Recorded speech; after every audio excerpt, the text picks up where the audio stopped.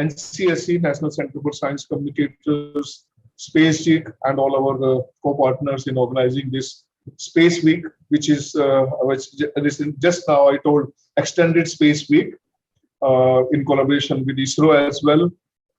We are celebrating this, and today is the last day and the last lecture of this Space Week.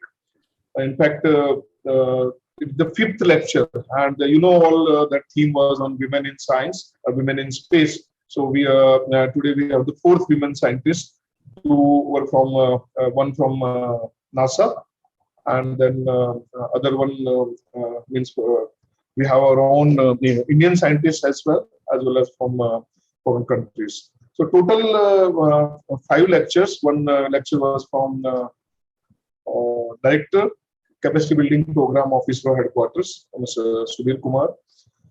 All those we have come to know about this, why we are celebrating Space Week, what we have gained, what are the space technology, what are its applications, space weather, how different planetary objects they are interacting during space weather, particularly solar radiation. So we have been quite unleashed, you can say, during last 3 or 4 days. And that series we have today, today's lecture by Dr. Khushboo Mirza. She is from ISRO only, but more you will know about her from our colleagues who are co-partners as well. So with this, I think welcoming you all to this program, I hand over the mic to Chintamani Paise from Space Week to take this program further. Thank you, sir. So good afternoon, everyone. It's a great pleasure, and we since Friday we have been celebrating World Space Week 2021, and we are happy to have all these space experts from different our own National Space Organization and even from NASA.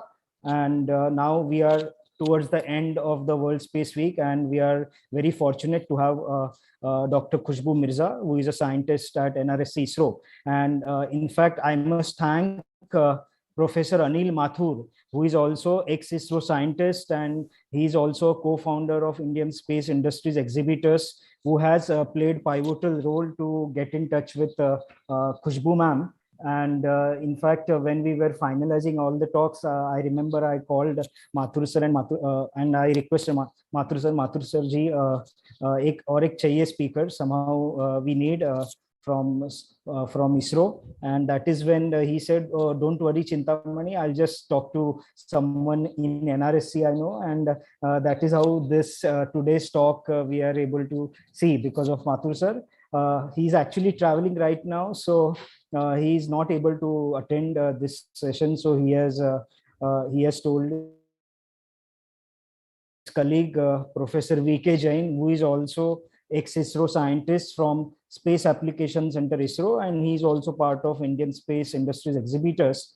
So without taking much of everyone's time, I request Professor VK Jain to officially introduce our today's speaker.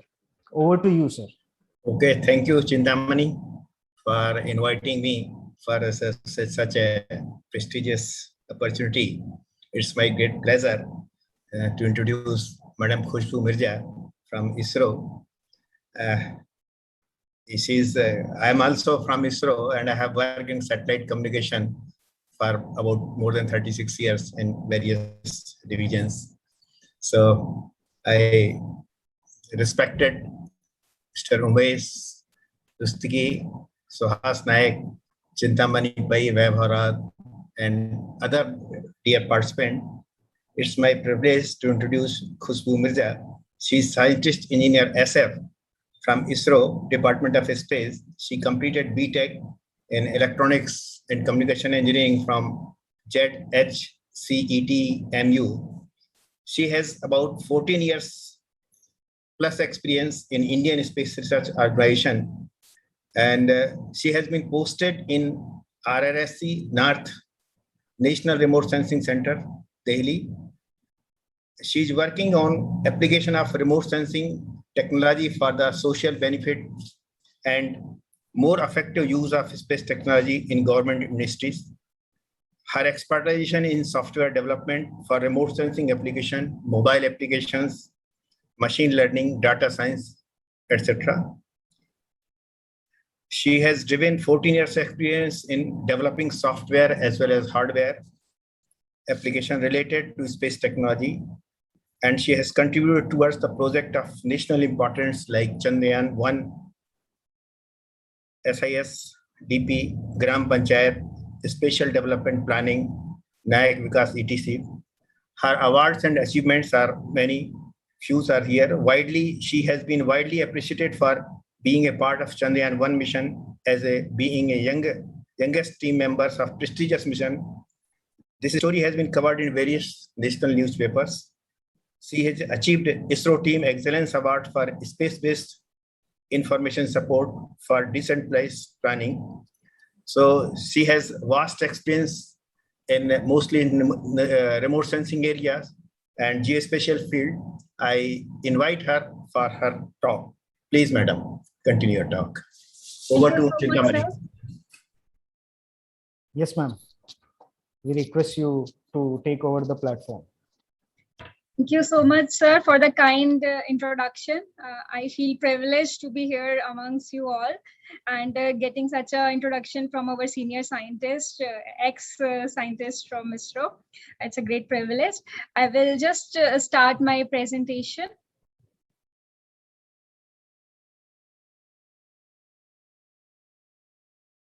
Yeah. Can you please confirm if you are seeing my screen, Chintamani? Yes. Yes, Okay. we are able to see. Perfect. Perfect. So my name is Khushboo Mirza. I'm a scientist at National Remote Sensing Center, Indian Space Research Organization. I'm posted in Delhi. So I'll be taking you through the journey of the Indian space program.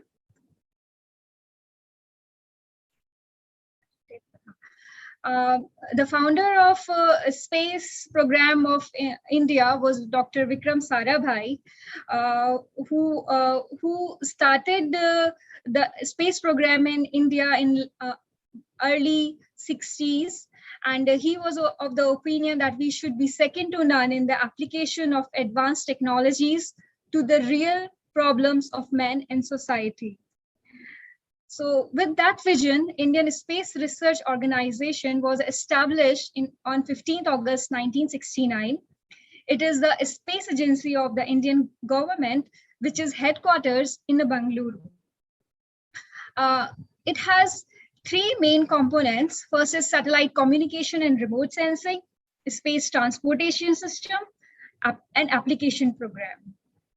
Here in this picture, you can see Dr. Vikram Sarabhai, the founding father of Indian space program, with Dr. APJ Abdul Kalam, working on a GSLV or a rocket launch vehicle mission. So how it started? It started in '69 when early days of ISRO's, when rocket was brought on cycles and a satellite on a bullock cart. You can see those images here. And in the early days, ISRO used to function from a church in the fishing village of Thumba in Thiruvananthapuram in Kerala, which served as the main office for scientists in the earlier stages of the space program. Now also it is preserved in its full glory, and it houses an impressive space museum. There is also one picture where you can see Dr. Kalam working on a rocket payload along with Dr. Ravamuddam at Thumba in 1964. So how the ISRO functions, like it is under Department of Space, which is looked after by Prime Minister of India, and it has many centers across the country, like Vikram Sarabhai Space Center in Thiruvananthapuram, LPSC, Liquid Propulsion Center, SDSC SHAR, URSC, SAC, NRSC, and Human Space Flight Center in Bangalore. So these are so many organizations which are working in the umbrella of ISRO throughout the country. You can see our centers spread across the country. I am posted in New Delhi, which is Regional Remote Sensing Center of NRSC. It caters to the northern part of the country, and the headquarters is in Bangalore. India's national space system has launch vehicles, which includes PSLV and GSLV Mark II and GSLV Mark III. And there are Indian remote sensing satellites, Indian communication satellites, meteorological satellites, navigation satellites, also the space sciences and planetary exploration satellites, which includes Mars orbiter mission, Chandrayaan I, Chandrayaan II, etc. And Earth observation and societal applications are also under Indian National Space Program. So talking about the accomplishment, we have ISRO has completed 82 launch vehicle missions, which had 112 satellite missions, 10 technology demonstration missions, and more than 275 space applications. And right now, 18 communication satellites are in orbit, 22 Earth observation and meteorological satellites are operational, including the navigation satellites for IRNSS, which is also called as NAVIC. There are 8 satellites for that in operation, and 3 space science missions, which are operational right now.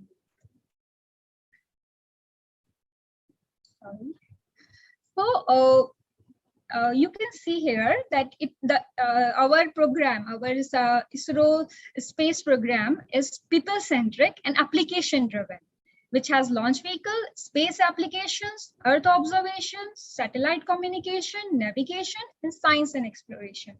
And it is used for with the vision of shared, nurtured, and enriched over the decades.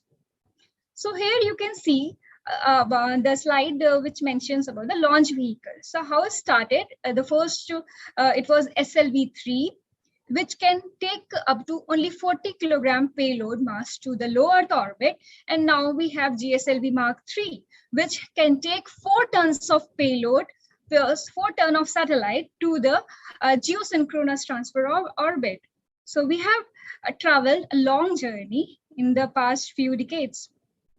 So PSLV XL takes the satellite of 1.8 tons to the sun synchronous polar orbit, and GSLV has the more capability as compared to the PSLV. So here you can see the launch pad. The rocket is launched from a launch pad. So the launch pad complex is situated in the Sriharikota. We call it SDST Shah, Satish Dhawan Space Center in Sriharikota. So we have 2 launch pads over there. You can see the picture in the top one, the first launch pad and the second launch pad complex. This is a bird eye view of the launch pads. Here you can see both the launch pads in one screen, one picture. So what is Polar Satellite Launch Vehicle? The Polar Satellite Launch Vehicle can take the payload to the sun's synchronous polar orbit. 1.75 ton of payload it can take, and to the sub-GTO, it can take 1.4 ton. So there are 4 stages in it, and the height of a total PSLV vehicle, which when it is standing on a launch pad, it is 44 meters. So 44 meters is around 12 stories of story building. So you can just imagine how tall it is. And diameter is around 2.8 meter. It has 4 stages. Fourth stage, the topmost stage,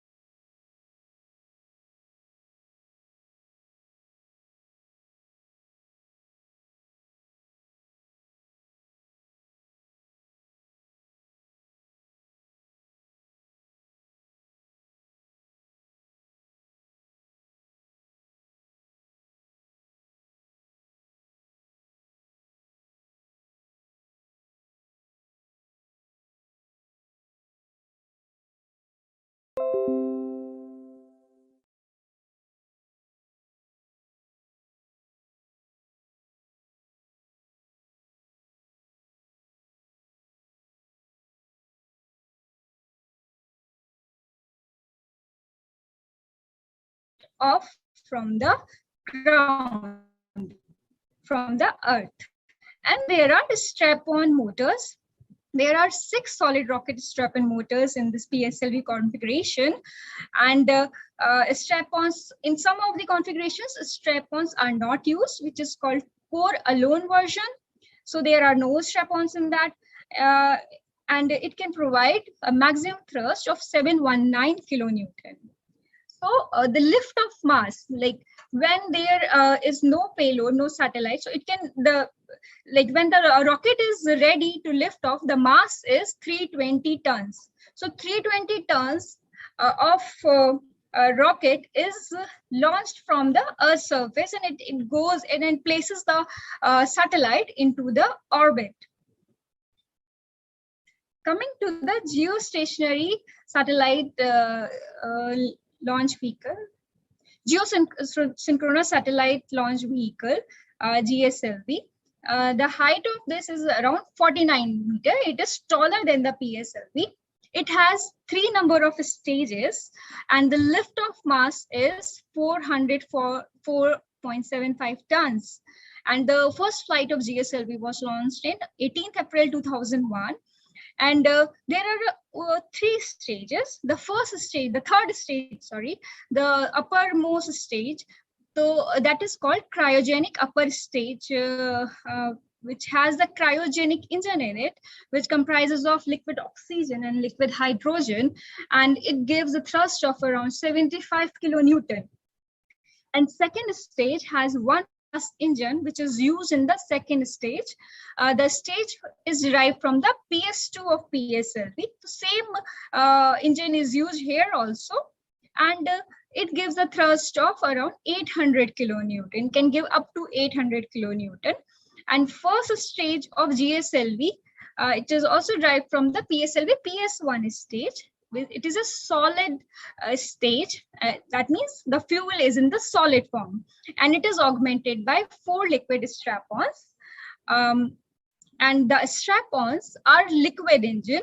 4 liquid engine strap-ons which are used in the GSLV are heavier derivative of those which are used in the PSLV. So these are liquid engine because the liquid engine can be controlled, but wherever solid engine, if it burns once, it has to burn completely. But liquid engine, we can control the combustion.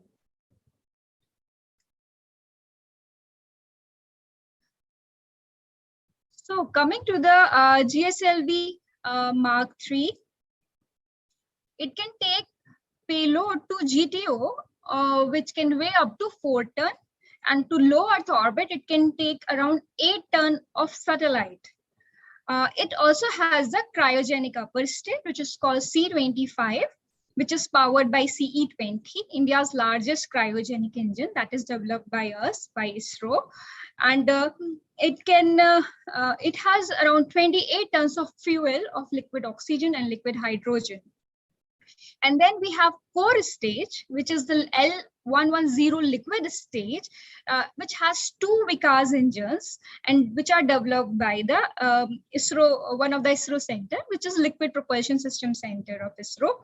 And there are solid rocket boosters, which uses 2 S200 solid rocket boosters to provide the huge amount of thrust required for such a heavy vehicle, because this vehicle is very heavy. So we want more thrust. So we use S200 solid rocket boosters.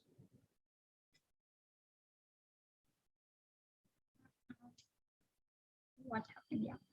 So coming to the satellite system, Indian spacecrafts are communication satellites are there, which are used for telecommunication, television broadcasting, satellite news gathering, and it has many societal applications, weather forecasting, for disaster warning and search and rescue operation. Communication satellites are used. And then there are Earth observation satellites, which are for different applications which are related to remote sensing applications, which provide thematic series services for water resources management, land resources management, cartography, ocean and atmosphere related studies. And there are scientific spacecraft for research in areas like astronomy, astrophysics, planetary and earth sciences. So those satellites comes under the scientific spacecraft segment. And we also have navigation satellites, which are for provides the navigation services to meet the emerging demands of the civil aviation and to meet the user requirements of the positioning, navigation, and like we all use GPS in our phones. So our navigation satellite, the same capability through our NAVIC system. And we have some experimental satellites also, then small satellites which are less than 500 kilograms, and then student satellites, where there is ISRO's student satellite program, which is to encourage various universities and institutions to develop nano and pico satellites. So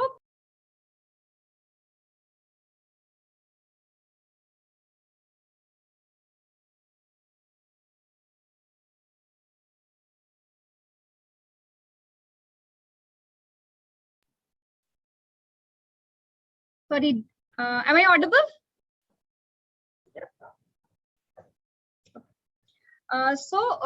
Communication satellites are INSAT satellites and GSAT satellites, which are there in the geostationary orbit. So which are used for communication related applications.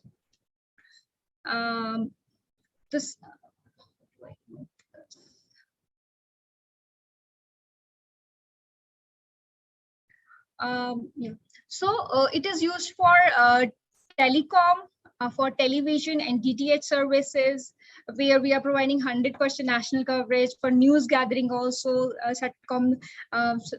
communication satellites are used for radio networking, for emergency communication link, for mobile services, for search and rescue during the disaster, and for maritime operation, for tele-education and telemedicine.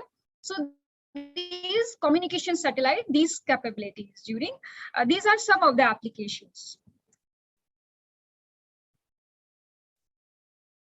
Earth observation satellites provides the application support for different applications in the field of land and water, like Reusable II, RISAT satellites are there. Then we have high resolution satellites like Cartosat series, Cartosat 3 is there, RISAT, Cartosat 1, 2, 3 are there.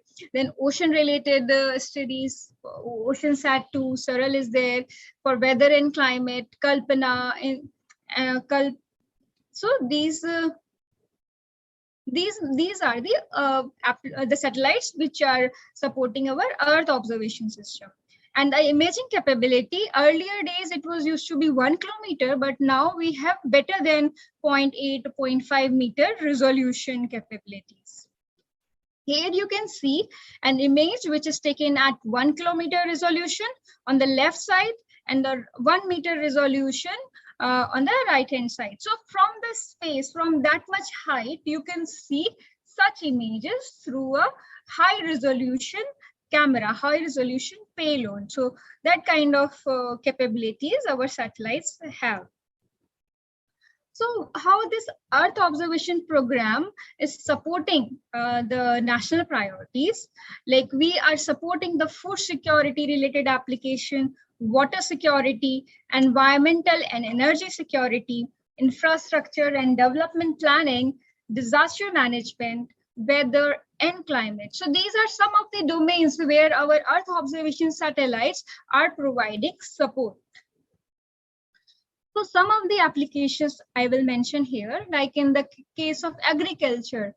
So there are some applications which can forecast from the taking the satellite data as an input. We can provide forecast for wheat, forecast for rice, and it can be used for the fisheries domain, like potential fisheries zone can be calculated from a satellite data. More than 30,000 users are using this PFZ services.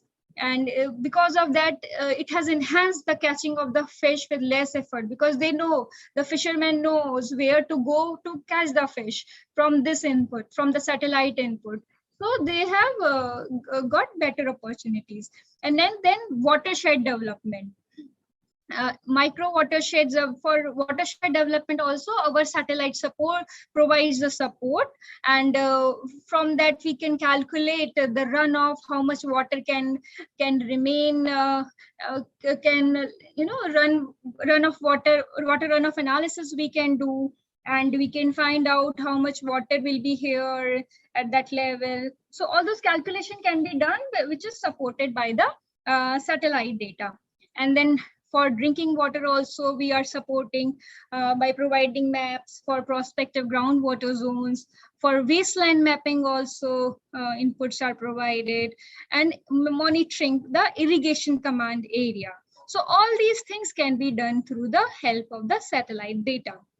And most importantly, satellite data is useful for the disaster management support system, where it is used for rescue and search and early warning of the hazards and risk assessment, etc. So coming to the satellite navigation, there is Gyanyan system, which is GPS-aided geo-augmented navigation. So the GPS system is added by geo-augmented navigation system, which is used by the Civil Aviation, Ministry of Civil Aviation, for used by aircrafts and helicopters. So they all are using this system for accurate positioning, and it is also can be used for surveying, location-based services, intelligent transport systems, maritime applications, mapping services, etc. Whereas IRNS, which is Indian Regional Navigation Satellite System, which is also called NAVIC, it has 8 satellites which are operational, in which 3 satellites are in geostationary Earth orbit and 5 in geosynchronous orbit. So geostationary orbit is at the equator, and geosynchronous orbit is at some inclined angle, but the orbital period is same as of the Earth. So as soon as Earth rotates, that the satellite also rotates. So we feel that it is stationary with respect to us. So this satellite navigation system coverages an area of 1,500 kilometers beyond Indian territory, and it provides the accuracy of around 10 to 20 meters in India. So that is very useful for vehicle tracking, fleet management, for navigation services, and it gives the precise timing, terrestrial navigation aid for hikers and travelers. So in the coming days, this NAVIC chip will be available in your mobile phone also. So instead of depending on the GPS, which is not ours, we should be moving to the NAVIC system, which is developed by India. So coming to the science and exploratory missions of ISRO, we have launched Chandrayaan I, Chandrayaan II, Astroset mission, and MOM mission, which is for Mars. I will come to those one by one. So Chandrayaan I, which was launched in 2008, was an international mission where NASA, ESA, JAXA, many countries collaborated to launch this. Like there are payloads, there are cameras, there are instruments from different countries, and they were all included in our platform, and this was launched. So it was a completely international mission where India collaborated with other countries, and it was a very successful mission in which water molecules were discovered on the surface of moon. So here you can see the trajectory, how we go to the moon. Like we launch the satellite, the rocket from the Earth's surface, then it goes to the GTO, geosynchronous transfer orbit. And then here, when we come here, we fire the LAMP liquid apogee motor, and then it goes to the Earth transfer orbit, and then another when it comes again here, then we fire it again, and then it goes towards the moon. As soon as it reaches towards the moon, it is captured by the moon's gravity, and it acquires the orbit of 100 kilometers. So this was the mission profile for the first Chandrayaan I mission, where I was also a part of that mission. I'm very proud of that, and I was into satellite checkout group, and we used to do satellite integration and test. We used to test each and every component of the satellite. So it was very nice experience to be part of this mission.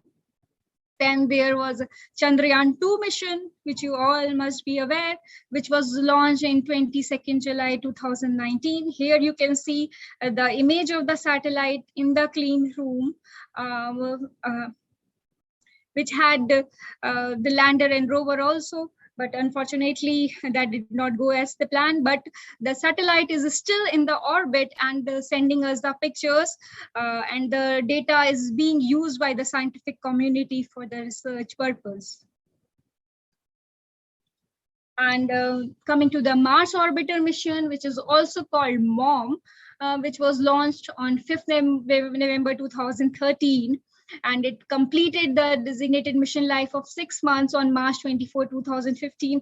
And it's still in the orbit and it's still sending us the data. So the data is also being studied, and it gave very beautiful pictures of the Mars. Here you can see the Olympus Mons. Those are the highest. This is the highest volcano in the solar system, around 23 kilometer height.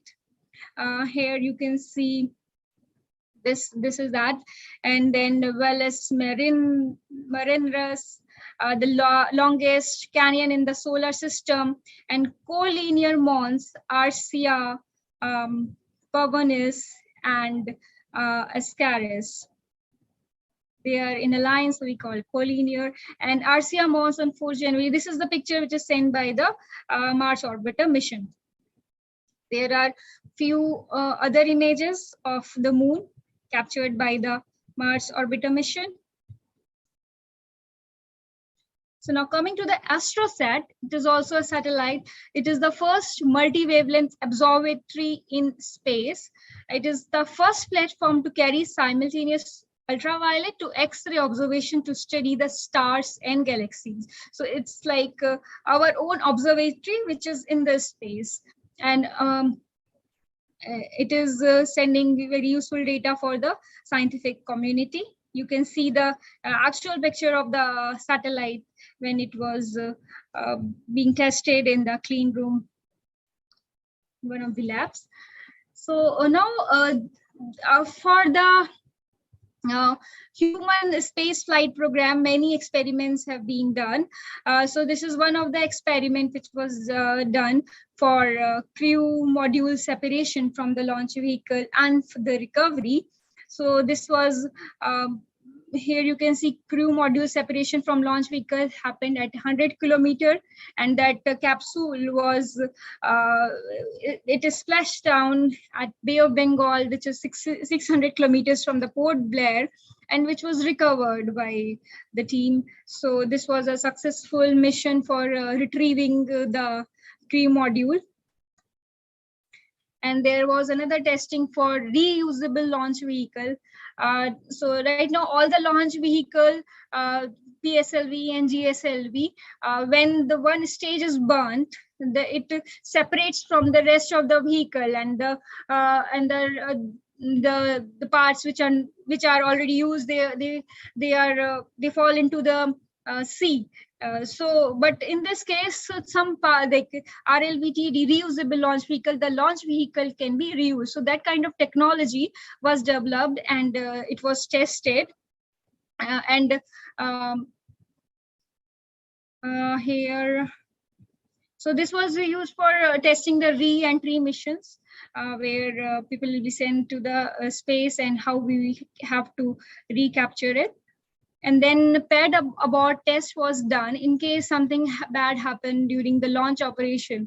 So how the crew will escape, and how will we be able to retrieve it. So for that paired abort test mission was done, where it was done on 4th July 2018, where at certain height, we conducted the test, and it was pad abort scenario was simulated in case some problem is there. So the rocket will be aborted, the mission will be aborted. Then how the capsule, where human being are seated, that can be ejected from that and can be retrieved. So that mission scenario was simulated, and it was retrieved successfully.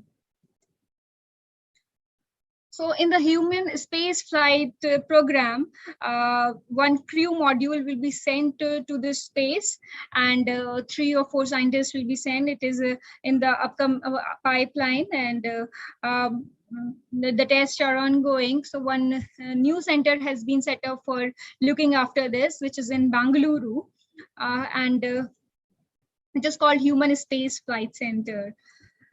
So how the Gaganyaan, this is called Gyanyan System, it will benefit, what are the benefits for that? That it will enhance the science and technology levels of the country.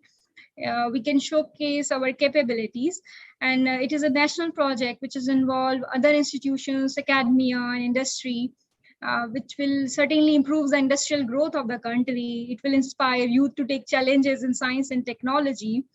And the technologies will be used for other purposes, also for societal benefit. And it provides a way for the international collaboration and policies. So it is, yeah. So a space application, coming to the space application. So we have multiple applications of the, like we are launching satellites and getting the data, but what is happening with that data? So that data is used for the different applications which are used for the mankind development, etc. Like agriculture, as I earlier told, some forecasting applications are there, then fisheries related, irrigation related, watershed development, and for drinking water, and for natural resources, inventory is created, which has land use, land cover, soil data, geomorphology, wetland, land degradation. So all that data is generated using the Earth observation satellites. In the forest cover analysis also, this data is used for studying the snow and glaciers. This is used for monitoring of the glaciers and snow cover, how the glacier is retreating, how the snow melt runoff is happening, forecasting that, and how the climate change impact is happening. So all those studies can be done using are being done using the satellite data. And we are also providing support for National Urban Information System, which is used for urban planning and infrastructure development and e-governance related applications. So for the floods, we provide services for damage assessment, hazard zones, early warning, and the forest fire. The fire can be detected from the satellite in case of fire is there. And daily alert are being sent to the state forest headquarters, and then based on those alerts, they take actions to cope with the forest fire. In case of cyclone, damage assessment is done, landfall prediction is done, early warning systems are there for cyclone, and for tsunami also. We provide solution for damage assessment, and then earthquake also damage assessment related support ISRO is providing, and for the landslide also. So there is a disaster support center at NRSC Hyderabad, and a database for emergency management is there at NRSC Hyderabad, which is also called NDEM, and Northeastern Regional Node for Disaster Risk Reduction is there at NESEC Shillong. So we are also providing geospatial support for governance for different application of the government, like Prime Minister Fasal Bima Yojana, which is for improved crop insurance services. So satellites inputs are used for that. Then Prime Minister Krishi Sinchai Yojana, which is for better utilization of irrigation potential. Amrut Smart City scheme, and then Swachh Bharat, Jal Shakti Abhiyan. So for all these kinds of flagship program, ISRO is providing support through various applications, various solutions.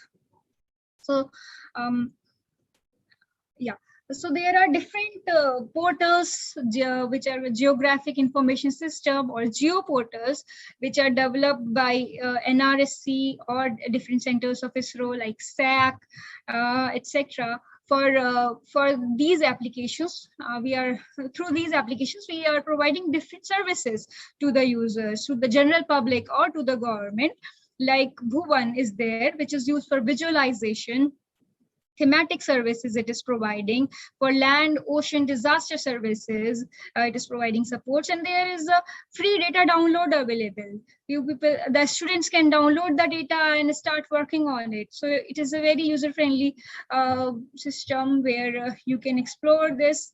And there is a MOSDAQ, a portal for meteorological and oceanographic data of ISRO's mission and ground-based system. This is and then NNRMS, National Natural Resource Management System, which has a database of natural resources for visualization and dissemination. And there is Water Resource Information Portal. So through these web portals, we are providing services. So I'll explain a little more about Bhuvan, which is a geospatial platform of ISRO, National Remote Sensing Center of Hyderabad, and I am also out of this organization, NRSC. So it provides geospatial data, services, and tools for analysis, visualization of satellite imagery and maps. It had the imageries available on this portal are of multi-sensor, multi-platform, multi-temporal in nature, and it can be visualized in 2-dimensional or 3-dimensional. And varieties of thematic maps are also hosted for analysis. It also supports many applications that addresses governance, academia, and industry. And here is the URL. You may like to explore the portal in case. So bhuvan.nrsc.gov.in is a URL. So in short, the Bhuvan provides satellite services and map services. You can build and contribute your own web application. You can generate your own mobile apps using the services. You can download the free data. It is also used as a crowdsourcing platform in case of any disaster. And it also provides a disaster support during the disasters in the country. And there are tools for mapping online also. So like I have told, for disaster services also, we are providing support through Bhuvan also, like in the case of cyclones, floods, forest fires. So there are different portals for that. And this data is being used widely during the case of disaster, like cyclones, floods, forest fire, earthquake. We are also if any. And ISRO also does some capacity building program. There is a SysTep organization in the United Nations, and there is a United Nations Center for Space Science and Technology Education in Asia and Pacific, which is established in India, and it is there in Indian State Institute of Remote Sensing in Dehradun, which offers many programs for postgraduate studies, and there are diploma courses, and many free courses are available on their website. Also, interested students can register the courses, and lots of videos are available on YouTube if you want to learn more about remote sensing and space applications. So this will be really helpful for the students. And in a Physical Research Laboratory Ahmedabad and ISAC Ahmedabad, and as well as NRSC also runs very short-term courses for different SATCOM applications. And explore the students mainly. They can explore it and they can register for the courses. Most of them are free of charge. And then there is an institute, Indian Institute of Space Science and Technology, IIST, which is situated in Thiruvananthapuram, which is under the Department of Space, Government of India.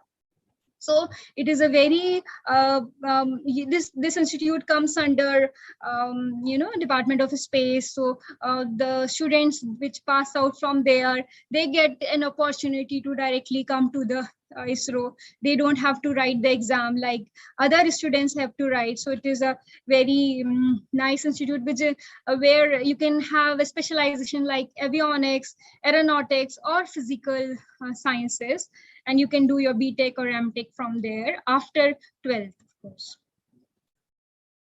So how can you get into ISRO? As a scientist, the recruitments happen every year. Those with BTech, MTech degree, MSc or PhD background can apply to the through the ISRO's centralized recruitment board examination, or PhD holders with specialization in science, engineering, aeronautics, all these fields. So there will be a career opportunity time to time on the websites. So interested student can explore this website, this link which is given in the down in the bottom to check for the available vacancies in different centers of ISRO, and they can apply for it, and then they can become a scientist in ISRO. So thank you. That's all from my side. If any question is there, please feel free to ask. Thank you.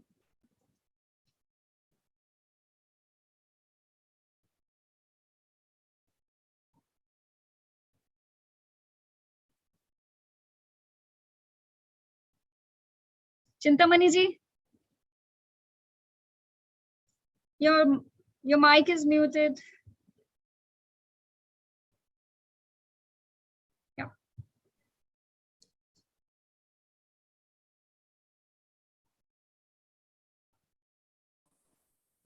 Yeah, I think, yeah, my mic was muted. Yeah. So, ma'am, thank you very much for such a fabulous talk. And it was highly informative, and in a very lucid manner, you explained it to the whole audience. And I'm confident that students are inspired by your today's talk, and it will definitely help students and space enthusiasts and youngsters to take up careers in space and allied areas. And with that, now the forum is open for question and answer session. So let me go. So I could see a lot of interesting questions. So the very first question I would like to take, it's on Bhuvan actually. The question is about, is there any mobile application of Bhuvan which one can download on mobile? There are various mobile applications, but they are developed for different users. So for crowdsourcing, there is one application, one point of interest. So people can go to some site and they can upload geotag that location and upload information about that area on the GEO1 portal. So that application is available. Okay. In fact, I myself write some Python-based GIS programs. Okay. And in fact, we developed our own COVID maps, and that is when we came across the Bhuvan COVID map, which was developed by ISRO. Yes. In fact, my question is, if somebody wants to develop a specialized GIS app, so how one can take help from Bhuvan? How one can go about it? For mobile development, like I am also working on mobile development. So what we do, we usually make cross-platform mobile applications. So there are like libraries like React Native and JavaScript and all. So those can be used. But ready-made API is not available on Bhuvan. But maybe in future we can share that also. But the API we are working are used by open source tools which are available. Right.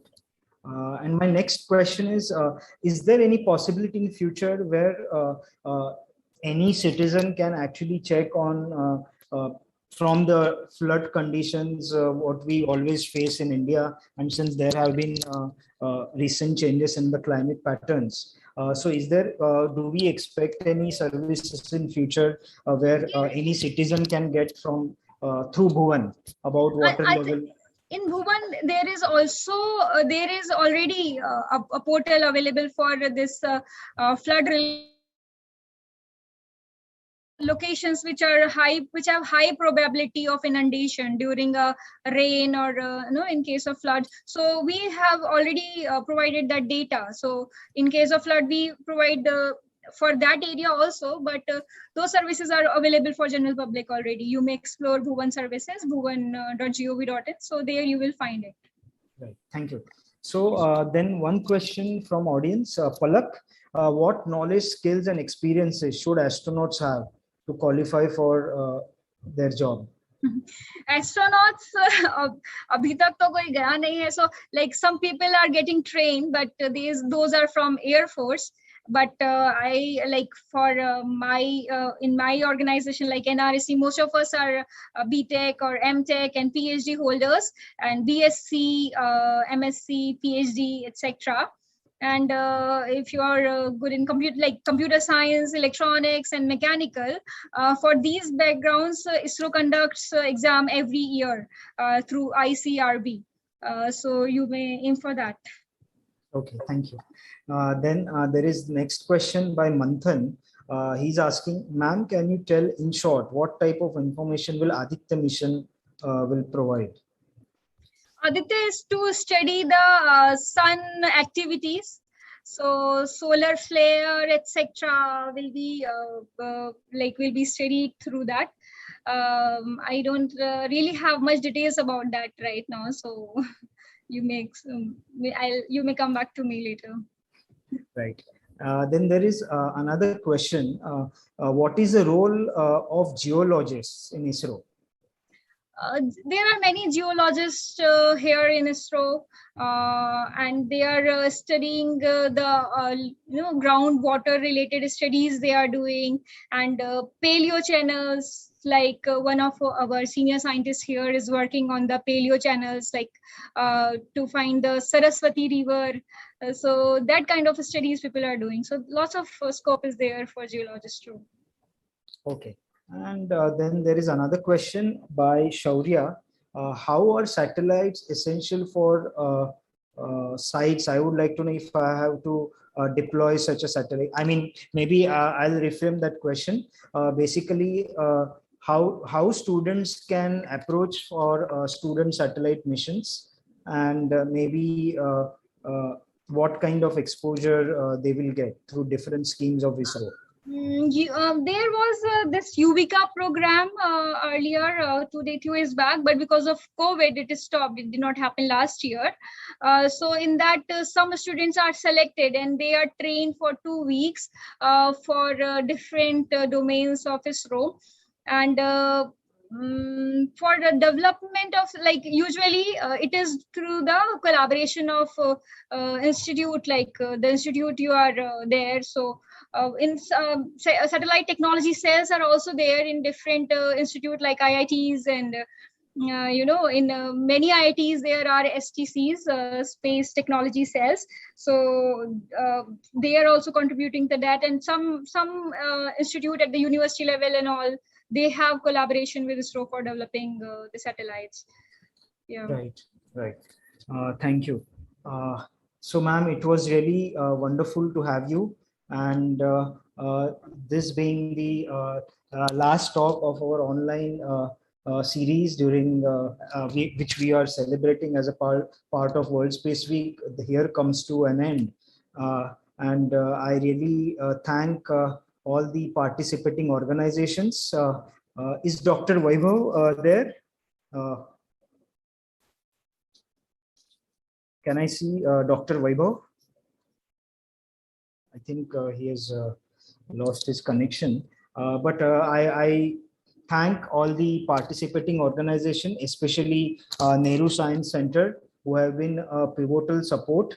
And in fact, when we approached them with the concept of that we are organizing a Space Week series, they really supported us. And then I also thank Mr. Suhas Naik Satam sir from National Center for Science communicators, who have been really encouraging to organize such space talk.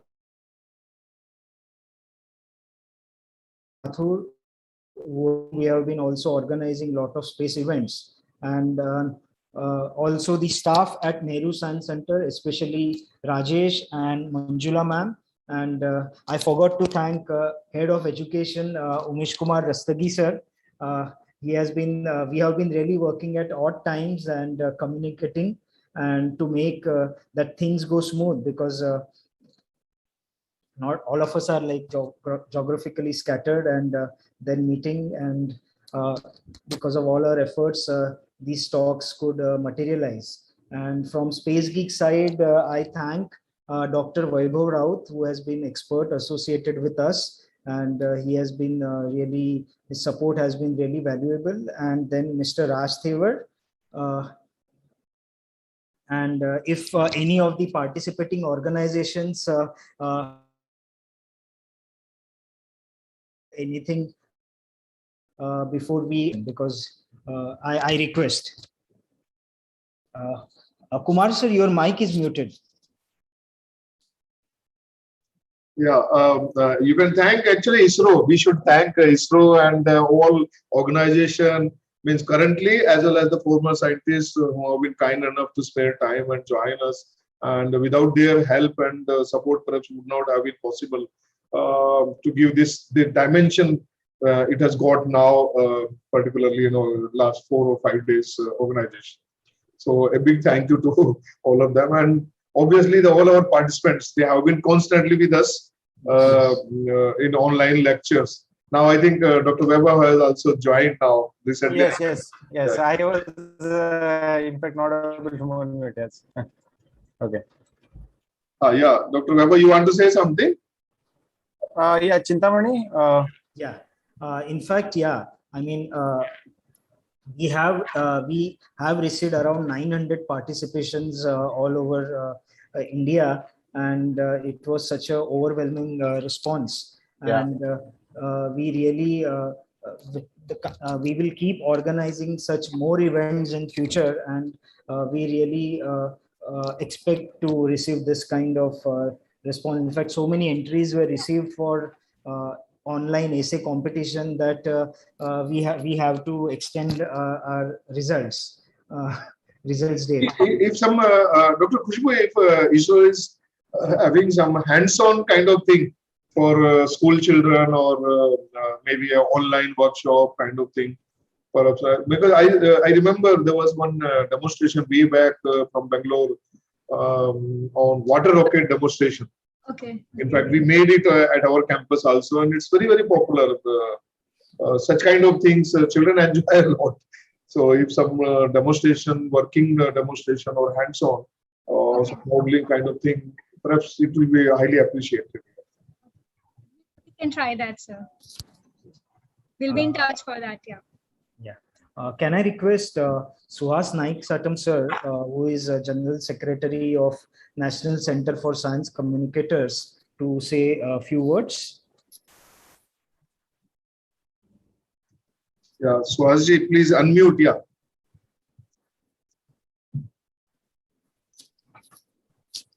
It's frozen. Suhasji has to unmute. Rajesh, can you have just unmute? Yeah. Perhaps you have to allow. Yeah, I think he's making him co-host. Maybe after that he will be able to unmute himself. I think it's on the behalf of National Center, it's our proud privilege to be associated with this program, and we are very happy about the response we received for this. Our main